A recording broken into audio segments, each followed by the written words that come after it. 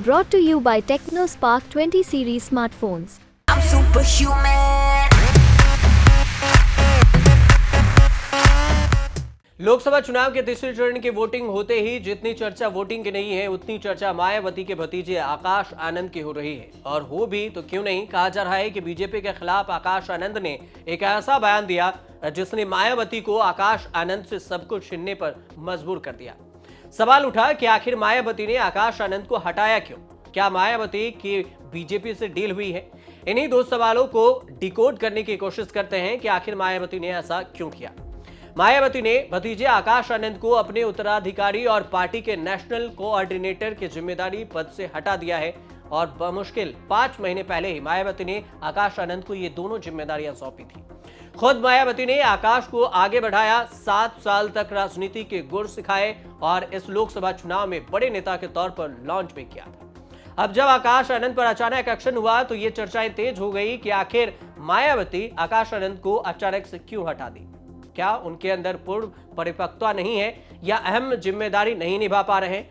आकाश आनंद के 7 साल के सियासी कैरियर की कहानी बताने से पहले आपको यह बता दें कि आखिर मायावती के आकाश आनंद को हटाने के पीछे की क्या कोई बड़ी वजह है? पार्टी गद्दार है, ये आपकी गुनहगार है। साथियों, इनका समय पूरा हो गया है।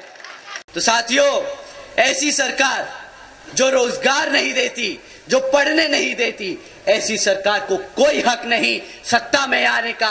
ऐसी सरकार को कोई हक नहीं आपके बीच में आने का। ऐसे लोग अगर आपके बीच में आए तो जूता निकाल के रेडी कर लीजिएगा कि वोट की जगह जूता मारने का समय आ गया है इनको। सवाल उठ रहा है कि आखिर मायावती ने इतना बड़ा फैसला क्यों लिया? इसके पीछे मुख्य वजह है आकाश आनंद के आक्रामक तेवरों को भी माना जा रहा है।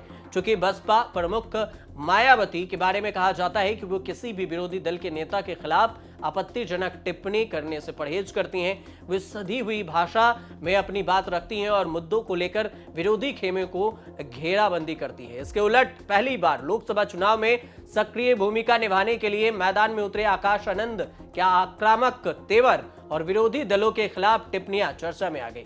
आकाश ने जोशीले अंदाज में वीडियो सोशल मीडिया पर वायरल होने लगे।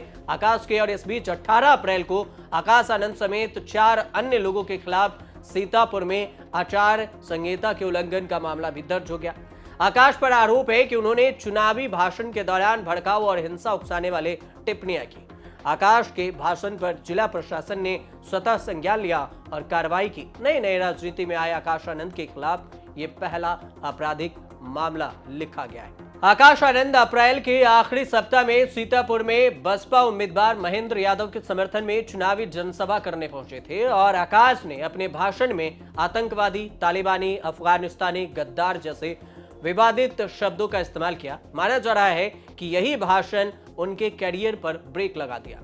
आकाश को इसी साल मार्च में गृह मंत्रालय ने वाई कैटेगरी की सुरक्षा भी दी। अब सवाल ये कि आखिर मायावती की बीजेपी से डील हुई है क्या? इसे भी समझ लीजिए कि आकाश आनंद को हटाए जाने पर आरएलडी के प्रवक्ता रोहित अग्रवाल ने मायावती पर इंडिया गठबंधन की अप्रत्यक्ष रूप से मदद करने का आरोप लगाया।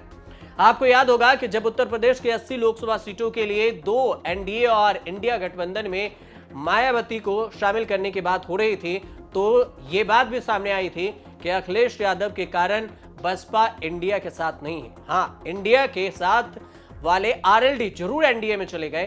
फिर यह कहा गया कि आने वाले समय में मायावती बीजेपी के साथ जा सकती है, लेकिन इस बात से कभी पर्दा नहीं उठ पाया कि मायावती बीजेपी के साथ है या फिर नहीं। इसे आप यूं समझिए कि उत्तर प्रदेश में 2012 के बाद से बसपा ढलान पर है। 2019 में 10 सीटें जीतकर मायावती ने अपनी ताकत दिखाई थी और इसी चुनाव में बसपा सपा के साथ गठजोड़ कर चुनावी मैदान में उतरी थी। 2014 में बसपा जब अकेले लड़ी तब वह एक सीट भी नहीं जीत सकी। 2019 लोकसभा चुनाव के बाद बसपा ने सपा से अपनी राहें अलग कर ली। 2022 विधानसभा चुनाव में अकेले चुनावी मैदान में उतरी। इस चुनाव में बसपा सिर्फ एक सीट जीत सकी थी। 2024 के चुनाव में यूपी में सपा और कांग्रेस के गठबंधन है, लेकिन 2024 में मायावती ने अकेले चुनाव लड़ने का फैसला किया। अब आपको आकाश आनंद के बारे में बताते हैं कि 7 साल पहले सियासत में कदम रखने वाले आकाश आनंद की कहानी क्या कुछ है। मायावती के छोटे भाई आकाश आनंद कुमार की राजनीति में सक्रिय हैं और वे पार्टी के उपाध्यक्ष भी हैं। उनके बेटे हैं आकाश आनंद, इन्होंने दिल्ली में पढ़ाई शुरू की थी, बाद में लंदन चले गए, वहां एमबीए की पढ़ाई की। 2017 में भारत लौटे। 2017 में ही तब सुर्खियों में आए जब मायावती ने सहारनपुर की चुनावी रैली में आकाश को पार्टी कार्यकर्ताओं से मिलवाया। मायावती ने पार्टी के वरिष्ठ पदाधिकारियों से आकाश का परिचय लंदन से एमबीए ग्रेजुएट के रूप में करवाया। इसके बाद आकाश ने धीरे धीरे राजनीति में कदम आगे बढ़ाए, पार्टी पदाधिकारियों और नेताओं से संवाद बढ़ाया। मायावती से जब आकाश के बारे में पूछा जाता था तो वो यही कहती रही कि वह राजनीति के लिए तैयार किया जा रहा है। मायावती ने आकाश को जनवरी 2019 में औपचारिक रूप से बसपा में शामिल करने का ऐलान किया। 2019 के लोकसभा चुनाव को लेकर बसपा और सपा के बीच में अलायंस हो रहा था, तब आकाश को मायावती के साथ सक्रिय तौर पर देखा गया। वे मीटिंग से लेकर रणनीति बनाने में भी अपनी अहम भूमिका निभाते दिखे। 2019 में बसपा ने स्टार प्रचारक के तौर पर उन्हें उतारा। जब चुनाव आयोग ने मायावती के प्रचार पर 48 घंटे का बैन लगाया, तब आकाश ने पहली बार यूपी के आगरा में चुनावी रैली की थी और लोगों को समाजवादी बसपा के बारे में, लोकदल गठबंधन के बारे में समर्थन की अपील भी की थी।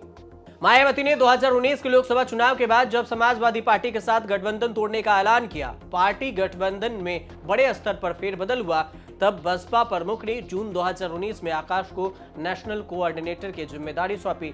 2022 में हिमाचल प्रदेश विधानसभा चुनाव के लिए बसपा के स्टार प्रचारकों की सूची में मायावती के बाद आकाश का नाम दूसरे स्थान पर था। यूपी के विधानसभा चुनाव में हार के बाद दिसंबर 2022 में मायावती ने अपनी पार्टी के कैडर में आकाश को कई कामों के लिए जोड़ा और अलग अलग जिलों में उन्होंने भेजा। यूपी के बाद उत्तराखंड के बाहर, उत्तराखंड में भी भेजा, राजस्थान में भी भेजा, मध्य प्रदेश में भी भेजा। आकाश ने भोपाल में भी पैदल मार्च किया था और राज्यसभा का घेराव किया था। 2022 में राजस्थान में आकाश ने पैदल पदयात्रा भी की थी और इस यात्रा ने हर किसी का ध्यान आकर्षित किया था। आकाश की मेहनत जैसे ही बढ़ती गई वैसे वैसे उनका कद भी बढ़ता गया और मायावती ने उन्हें इनाम भी दिया। 2023 में मध्य प्रदेश, राजस्थान, छत्तीसगढ़, तेलंगाना में विधानसभा चुनाव आए तो बसपा प्रमुख ने आकाश को पार्टी की रणनीति से लेकर प्रचार प्रसार का काम सौंपा। पिछले साल ही आकाश की शादी हुई। मायावती खुद वहां भतीजे के शादी में और बहू को आशीर्वाद देने पहुंची और इस लोकसभा चुनाव से पहले 10 दिसंबर 2023 को मायावती ने आकाश को अपना उत्तराधिकारी घोषित किया था। लेकिन अब जैसे ही उन्होंने आक्रामक बयान दिया, वैसे ही मायावती ने उनसे यह जिम्मेदारी भी सौंप ली है। अब इसके पीछे यह भी कहा जा रहा है कि क्या ऐसा तो नहीं है कि आकाश को जो जिम्मेदारी दी गई थी उससे छीना गया, इसके पीछे बीजेपी से कोई डील हुई है।